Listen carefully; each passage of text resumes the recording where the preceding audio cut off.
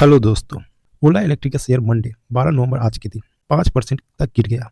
फिर हल्की से हमें अपवार्ड मूवमेंट दिखाई। यह गिरावट तब आई जब एक साउथ कोरिया मीडिया रिपोर्ट ने क्लेम किया कि ओला ने एलजी एनर्जी सॉल्यूशन के पाउच सेल बैटरी टेक्नोलॉजी गलत तरीके से हासिल की। लेकिन ओला ने तुरंत इस रिपोर्ट को मिसलीडिंग और बिल्कुल बेसलेस बताया। कंपनी का कहना है कि उनका पाउच सेल टेक से कोई लेना देना नहीं है। ओला का फोकस उनके खुद के बनाए हुए 4680 भारत सेल पर है, जो advance dry electrode cylindrical technology का यूज करता है। पाउच सेल से एकदम आगे।